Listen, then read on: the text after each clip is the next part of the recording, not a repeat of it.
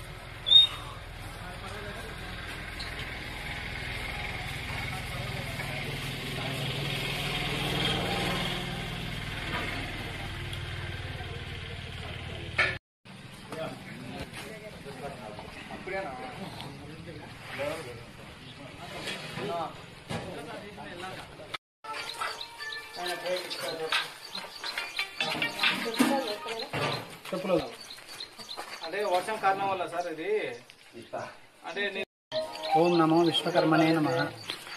నంద్యాల జిల్లా బనగానపల్లి మండలం విశ్వబ్రాహ్మణ సత్రం యాగంటి క్షేత్రం నందు అన్నదాన కార్యక్రమం జరపబడను. ప్రతి ఒక్క విశ్వబ్రాహ్మణులు కంపల్సరిగా పాల్గొని విజయవంతం చేయవలసిందిగా కోరుతున్నాను.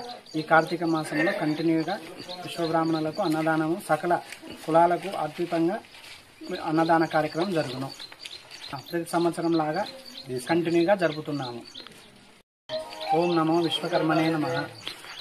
నంద్యాల జిల్లా బనగానపల్లి మండలం విశ్వబ్రాహ్మణ సత్రం యాగంటి క్షేత్రం నందు అన్నదాన కార్యక్రమం జరపబడను. ప్రతి ఒక్క విశ్వబ్రాహ్మణులు కంపల్సరిగా పాల్గొని విజయవంతం చేయవలసిందిగా కోరుతున్నాను. ఈ కార్తీక మాసంలో కంటిన్యూగా విశ్వబ్రాహ్మణులకు అన్నదానము సకల కులాలకు అద్భుతంగా అన్నదాన కార్యక్రమం జరుగును.